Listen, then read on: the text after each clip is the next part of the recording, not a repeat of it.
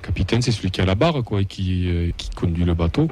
C'est à nous de décider qu'est-ce qu'on veut faire cette saison. Si on veut jouer le haut, si on veut jouer le bas. Et après, t'as les moussaillons, quoi. C'est ceux qui rentrent qui vont faire la différence. Et c'est tous ensemble aujourd'hui, on va chercher un résultat. Allez! Et Pascal Despérou, pour les plus jeunes, c'est de 85 à 92 au TFSEC, 211 matchs, de 92 à 96 à l'AS Saint-Etienne avec 107 matchs, une saison à Perpignan en 96-97, c'est des sélections en équipe de France, c'était coach aussi du TAC de Auch et aussi conseiller technique départemental de Haute-Garonne et formateur aussi de coach. En tout cas, un beau personnage. Bonsoir Pascal et bienvenue dans la F2M Toulouse. Oui, bonsoir Camille, bonsoir à tout le monde. Comment ça va déjà pour commencer ? Très bien. Ouais. Très bien, une semaine bien entendu sur le terrain. Voilà. Et donc, on attend un petit peu de ces matchs durant tout ce week-end. Et oui, parce que tu es à Montpellier, c'est avec les U16 d'Occitanie. Oui, là, j'ai passé la semaine, justement, on a été sur le centre du Montpellier Hérault, là, qui nous a très bien reçus. Voilà, on était en stage avec la sélection Occitanie 16 ans. Voilà, où c'est qu'il y avait pas mal de joueurs de la Haute-Garonne, du reste. Ok. Bon Pascal, on a voulu t'inviter parce qu'on voulait se replonger dans le passé, dans cette saison 86-87 et plus particulièrement ce 1er octobre où le TFC reçoit lors de la phase, lors d'un match retour, le Naples de Diego Maradona. Au match aller, les Toulousains avaient perdu 1-0 et tu faisais partie de cette équipe. À l'époque, tu avais 20 ans. Ma première question, elle est très simple. Déjà à 20 ans, comment on prépare ce genre de rendez-vous ? Alors en plus déjà le match aller, puisqu'à l'époque la Coupe d'Europe c'était un match aller-retour, hein. Donc oui. C'était le premier tour. Donc le match aller c'était à San Polo, à Naples. Donc vous vous rendez compte là, c'est extraordinaire. Donc c'est vrai qu'on avait perdu 1-0, mais pour autant c'était un très bon résultat devant 80 000 personnes dans le stade, mais à Naples au vu de la folie avec Diego Maradona.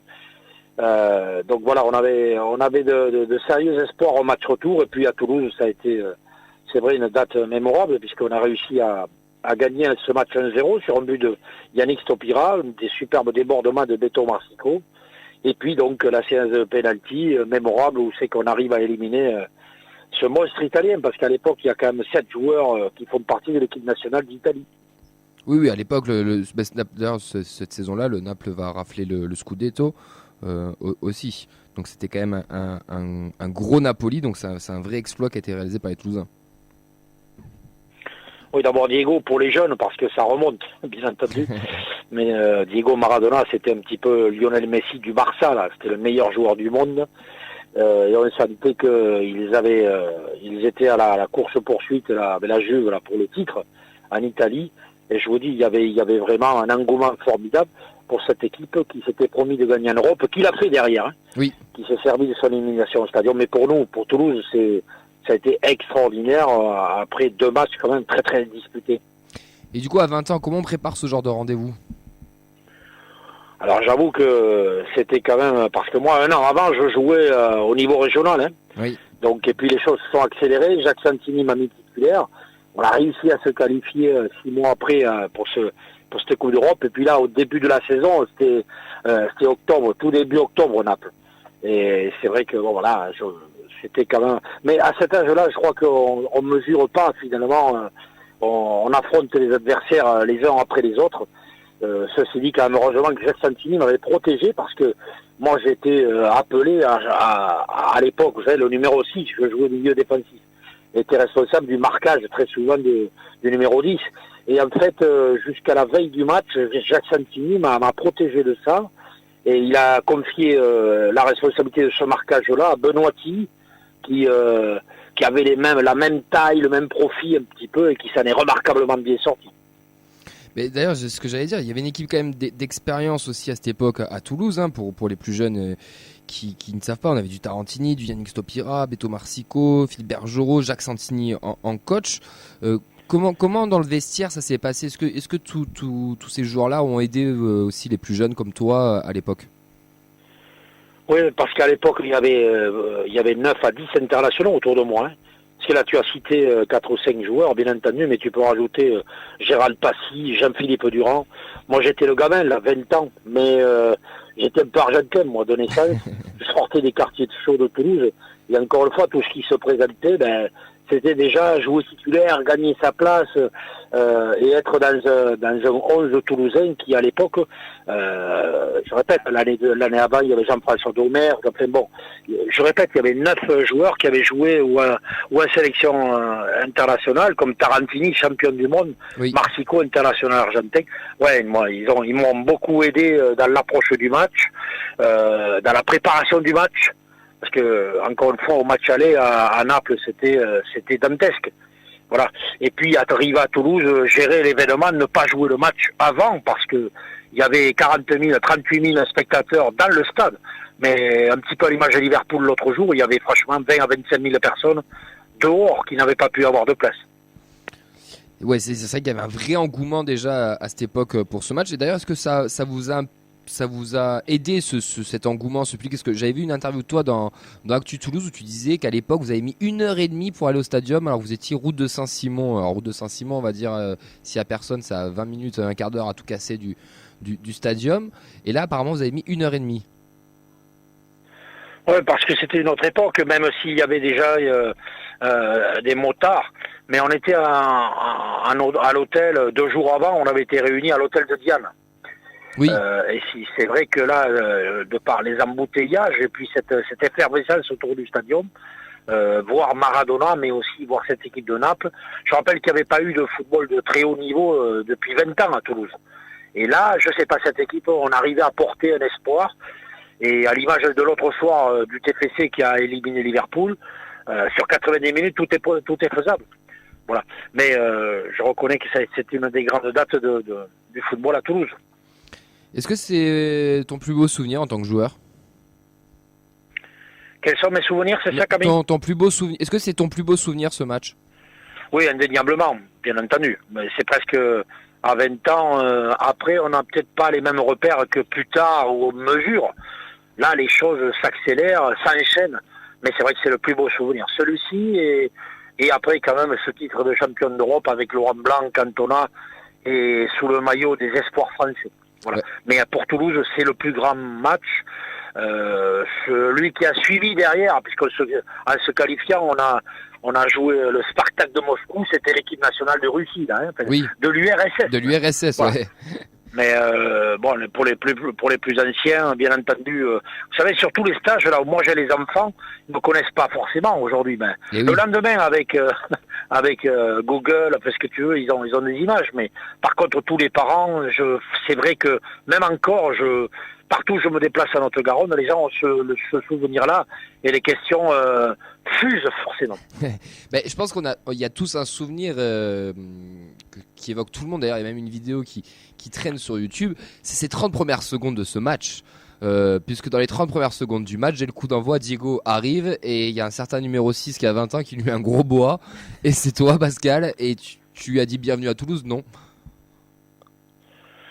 Alors, je dois dire que ça, c'est particulier pour moi, parce que bien entendu, ça résume, quelquefois, il y a ces images-là qui passent. Mais sur l'engagement, Diego est malin, parce qu'en fait, je le touche peu, mais comme il y avait très peu de ralentis et une ou deux caméras seulement sur le match, c'est vrai que ça donne l'impression d'avoir une grosse faute. Mais d'abord, je n'ai pas pris de carton jaune, mais lui, il a rajouté beaucoup. Oui. Et paix à son âme, parce que c'était un garçon adorable, par ailleurs. Mais c'est vrai c'était très difficile de le jouer parce qu'à peine tu rentrais en contact avec lui, il avait cette faculté un peu à la Neymar, d'accélérer les choses. Voilà. Ceci dit, c'est vrai que, alors que j'avais la consigne de surtout faire attention dans le premier quart d'heure, de ne pas faire de faute grossière sur lui, parce que l'arbitre, bien entendu, avait une protection particulière. Je rappelle qu'il est champion du monde l'an 86. Oui, 4 mois avant. Donc j'allais dire, c'était vraiment, ça aurait pu me coûter, ça aurait été à l'extérieur, peut-être j'aurais pris en rouge, et là, Toulouse ne serait pas qualifié. Mais à 20 ans, il est venu, c'est vrai que sur l'engagement, voilà, peut-être que 2-3 ans plus tard, avec un peu plus de maturité, j'aurais évité ce contact-là Ouais, non, on va mieux le mettre. Hein. Ça nous fait des bonnes images. Pour l'histoire. Exactement. Il y a Fred qui est pas là ce soir, qui a vécu ce TFC Naples, mais bon, il est à Miami, il peut pas tout avoir, le pauvre. Il te demande, il nous a mis un petit message sur le groupe. Il te demandait si l'équipe avait les moyens d'aller plus loin. Et est-ce qu'il n'y avait pas des regrets aussi par rapport à cette saison 86-87 en Coupe d'Europe, parce qu'on rappelle qu'on a été éliminé par le Spartak Moscou là-bas. Bah si, d'énormes regrets. C'est vraiment, on le porte encore quand on y pense, tranquille. Parce que en fait, on gagne 3-1. Gérald Passy marque un doublé là. Le match est télévisé sur France 2 ce soir-là. On gagne 3-1 contre Moscou au Stadium. Et on marque même à Moscou, je crois, donc à 3-1, tu t'imagines. Ouais. Et on marque, en plus Jean-Philippe Durand marque, je crois, à la 7 ou 10e minute de jeu, ce qui porte le score à 4-1. Voilà. Et là, on explose. Ils égalisent juste avant la mi-temps. Je ne sais pas pourquoi, il y a eu à ce moment-là une petite, on va dire, perturbation sur la ligue. Certains chez nous voulaient jouer le hors-jeu, d'autres pas. Et malheureusement, les Russes nous ont pris de vitesse et on est éliminé 5-1. Franchement, on était parti de Toulouse. Je me souviendrai, c'est pas dans des conditions particulières. À Moscou, il faisait pratiquement moins 5 degrés, alors qu'il faisait 15 ou 20 degrés à Toulouse. Bref, on a été passif sur la deuxième mi-temps. Ça restera, bien entendu. On se fait sortir 5-1 à Moscou, alors qu'on gagnait 1-0 au bout de 10 minutes. Et donc, je répète, au score, on vous rendez compte, on avait 3 buts d'avance. Ouais, c'était déjà les prémices de la remontada que Paris a pu connaître face à Barcelone aussi. Tout à l'heure, tu as évoqué ton titre de champion d'Europe Espoir, et d'ailleurs, il avait une petite question aussi par rapport à ça. Il voulait te demander comment ça s'était passé, ce titre de champion d'Europe, et aussi ces sélections avec les A. Bah alors ça moi on est champion d'Europe, je crois qu'il y a 32 sélections, hein. Donc pendant 3 ans on a sillonné l'Europe, je crois qu'on a tout gagné sauf un match nul à la finale retour en Grèce, mais on a éliminé l'Angleterre, formidable, l'Italie de Paolo et Cesare Maldini. Il y avait une génération de feu là, voilà. Galtier, Angloma, Sauzé, tous on a fait, Laurent Blanc, Cantona, Stéphane Paille qui est décédé, le pauvre. On avait une équipe de fous là et voilà, et c'est vrai que ce titre-là a été fabuleux. Moi j'ai été appelé puisque en même temps avec Toulouse on jouait la Coupe d'Europe trop tôt. Les 4 matchs que j'ai en équipe de France, j'ai remplacé les 4 matchs Luis Fernandez qui était en difficulté à ce moment-là par des blessures. Et je me suis vite rendu compte que le système médiatique ferait que ça ne durerait pas trop longtemps. Luis Fernandez était adoré, voilà. Et peut-être que moi je n'ai pas confirmé. Attention, la sélection A, c'est un autre monde. Hein. Oui. Voilà. C'est un autre monde total.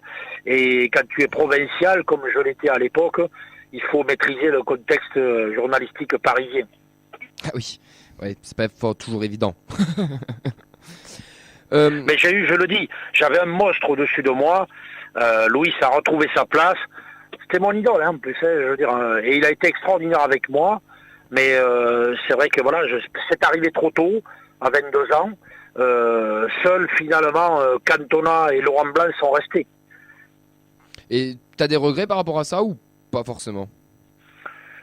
Oui, des regrets quand même, bien entendu, parce que quand on a connu ça, c'est extraordinaire. Par contre, c'était pas tout à fait une surprise, parce que en fait, c'est Michel. Moi, j'ai fait les 4 derniers matchs d'Henri Michel, oui, le sélectionneur, et qui avait une conception avec un milieu défensif comme je l'étais. Voilà. Et c'est Michel Platini qui a repris l'équipe de France, et lui qui d'entrée avait en tête de mettre 4 numéros 10 comme il avait pu gagner le titre de champion d'Europe en 84. Tigana, rappelez-vous là. Oui, oui. Et donc quand Platini a repris l'équipe, il ne m'a jamais appelé. Ça m'a fait très très mal. Mais il faut avancer. À partir de là, à 22 ans, j'ai quand même réussi à enchaîner 10 ans de carrière derrière. Voilà. Mais c'est un regret de ne pas avoir, bien entendu, beaucoup plus de sélection. On va essayer de comparer un petit peu les deux matchs. Tu as un petit peu parlé tout à l'heure. Le TFC cette année retrouve l'Europe, donc l'Europa League, hein, l'équivalent de la Coupe de l'UEFA de l'époque. Et on vient de faire cet exploit de battre Liverpool. Alors déjà, avant qu'on parle de petit peu de ce match, est-ce que tu étais au match de Toulouse-Liverpool? Ouais, j'étais en tribune de presse. Le journal L'Équipe m'avait invité. puisqu'il voulait une analyse un petit peu du match. Et donc j'ai vu ça, c'était fabuleux. Voilà, Toulouse a mérité sa victoire. Et du reste, Jürgen Klopp, l'entraîneur de Liverpool, a eu la classe de le reconnaître. Ouais. Nous, on a tendance à dire dans cette émission que ce Toulouse-Liverpool, c'est peut-être ce match référence pour la jeune génération, comme les anciens, nos parents ou grands-parents, ont eu ce TFC Naples. Est-ce que tu es d'accord avec ça? Mais bien sûr, c'est ce qui manquait, c'était vraiment... parce que Toulouse, ils ont déjà joué Liverpool, rappelle-toi, avec Eli Bop, là, sur le tour préliminaire. Moi, je commentais le match pour Sud Radio, hein, parce que j'ai eu cette chance-là pendant 10 ans de suivre le TFC et de commenter les matchs. Bon, voilà, mais là, par contre, avec un exploit, avec un vrai enjeu sportif en plus. Le match en plus était à 19h, guichet fermé, j'allais dire, et Toulouse, là, marque 3 buts. C'est quand même extraordinaire, c'est pas une victoire 1-0 étriquée, quoi. Voilà. Il y a eu 5 buts sur le match, un suspense sur cette égalisation de Liverpool qui, heureusement, la VAR, on va dire comme ça, l'a refusé. Mais il y a eu du suspense, des buts, de l'intensité, et Toulouse a confirmé un petit peu ce qu'on avait vu sur la Coupe de France, et indéniablement, c'est ce qui manquait à la nouvelle génération. Voilà, un match référence. Tu sais, moi, sur les sélections, je les vois, là, je m'occupe des détections de 12 ans à 18 ans, de tous les enfants de Haute-Garonne, de tous les joueurs, ou joueuses du reste. Ben, je vois une émergence de nouveau, là, depuis 1 an, 2 ans même, de maillots. Voilà, les joueurs sortent, ils ont le maillot du TEF, quoi. Et ces dernières années, c'était plutôt les maillots de Paris, Lyon, voire Arsenal et les clubs étrangers. C'est vrai que ça, nous, on s'est déjà fait la réflexion aussi. On voit de plus en plus de maillots qui émergent et c'est vrai que ça fait plaisir. Comme tu l'as dit, en plus, ce match face à Liverpool, il y a tous les ingrédients. C'est tous les ingrédients de ces matchs de Coupe d'Europe aussi. Ces soirées-là, elles sont spéciales et Naples, c'était spécial.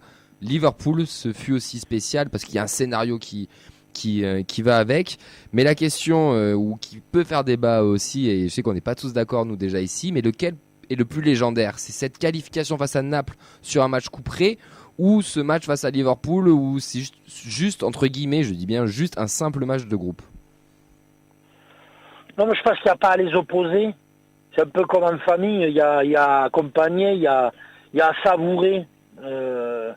Je crois que dans les grands clubs, ils ont 10 matchs références. Voilà. Toulouse, malheureusement, contrairement à ce qu'on dit, c'est une terre de football. La preuve, dès que ça tourne, il y a du monde. Et simplement, il manquait ce genre de rendez-vous où les Toulousains sont au rendez-vous. Un peu à l'image des victoires du stade toulousain, il y a le public qui repart conquis, mais également toute une région. Je crois qu'en quelque fois, c'est la fierté de dire que dans la continuité, chaque époque a son charme. Moi, je sais que je m'oppose toujours à revenir à 20 ans, 30 ans en arrière, c'était mieux avant. Mais non, c'est plus dur aujourd'hui. Hein. Voilà, faut le mesurer, ça. C'est plus dur aujourd'hui au vu des enjeux et des budgets qu'il y a. Voilà, donc ce match-là, bien sûr, il va rester dans les annales, comme la remontée du TFC en 82. Voilà. Nous, on a en 86, c'est une grande époque, mais moi, j'étais ramasseur de balles à ce moment-là. Quand Toulouse est remonté en 2e division, les plus vieux, là, les anciens qui ont 70 ans, 60-70 ans, se rappellent d'un stadium en effervescence aussi. Voilà, on a besoin dans la culture du football de ces dates. Mais ce match de Liverpool, là, c'est sûr que si en plus il y a qualification, la seule chose qu'il faut, c'est qu'il faudrait pas surtout que ça coïncide avec une année très difficile et un maintien laborieux de Toulouse. Mais d'ailleurs, c'est quoi le regard que tu portes sur le TF de cette année, sur cette saison? Voilà, ils ont stabilisé, heureusement. Là, ils ont fait nul. Le pépin, c'est qu'ils vont à Nice et à Lyon. Ouais. Voilà. Donc, en parlant footeux, là, en parlant joueur, attention, parce qu'on sait que ça crame nerveusement la Coupe d'Europe. Indirectement, tu ne penses qu'à ça. Ils rejouent jeudi, là. Oui. Voilà. Mais là, il y a le feu, là, les championnats. Il y a 7 équipes en 2 points. Quand je vois le classement, Lyon, c'est pas possible. Ils vont pas rester derniers comme ça. Donc, du coup, t'as que Lorient derrière. Voilà. Et là, tu sors à Nice et à Lyon. Donc, attention, absolument, avant décembre, de ne pas être concerné dans les 3 qui vont souffrir cette année. Ouais, mais c'est vrai que ça va être là le grand enjeu, on va dire, de cette saison, d'essayer d'allier Coupe d'Europe et championnat. Bon, on prend l'exemple de Nantes de l'année dernière qui a eu beaucoup de mal, par exemple avec ça, qui a un beau parcours en Coupe d'Europe, mais en championnat où ils ont galéré. Par rapport à ce nouveau TFC qui est totalement nouveau, là, ce fonds d'investissement qui est arrivé il y a 3 ans, la fameuse data, tous ces joueurs qu'on connaît pas et qui éclatent au grand jour pour la plupart. Toi, de ton regard de footballeur, d'ancien footballeur et aussi de professionnel du métier, comment de pitchoun, oui. Et comment tu juges tout ça? Bon, d'abord féliciter d'abord Redbird, mais surtout M. Comolli et son équipe, parce que quand même depuis 3 ans et demi, je rappelle que bon, même si allez Garande, l'équipe à Garande, ça se joue à rien, la remontée à Nantes, ouais. L'année d'après champion de France de Ligue 2, titre de Coupe de France, et là, donc encore une fois Coupe d'Europe. Donc quand même il faut mesurer le chemin parcouru, alors que je reconnais que les 2 dernières années, avant leur prise de pouvoir, il y avait le stadium qui commençait à désespérer. Oui, voilà. Du reste, on sent, tu parlais de jeunesse, on sent un public jeune, dynamique et passionné. Parce qu'à chaque fois que je suis allé au stadium, j'ai été effaré par le soutien et la confiance que le public toulousain a retrouvé en son équipe. Bon, ça c'est bien.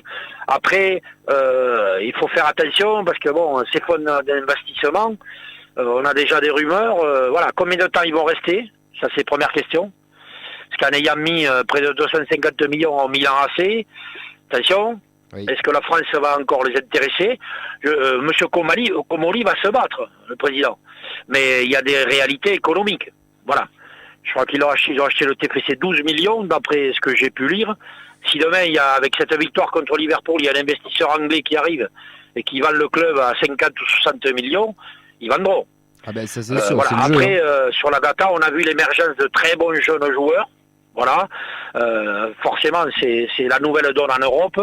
La limite, c'est que tous les 6 mois, ça bouge tellement qu'il y a de l'incertitude sur le niveau de l'équipe. Le petit Guillaume Rest, qui est notre chouchou, on va dire ici, qui nous étonne. Son éclosion ne nous étonne absolument pas, parce qu'on le suivait déjà depuis un petit moment avec la réserve et les 19. Est-ce que toi, tu l'avais déjà vu passer, ou peut-être que tu l'as eu entre tes mains avec les sélections? Qu'est-ce que tu peux nous dire de Guillaume Rest? Ah oui, parce que nous, on l'avait déjà identifié. Il a été sélectionné Occitanie avec... parmi les jeunes, il était déjà le meilleur gardien de sa génération, depuis l'âge de 13 ans. Hein. Ouais. Voilà.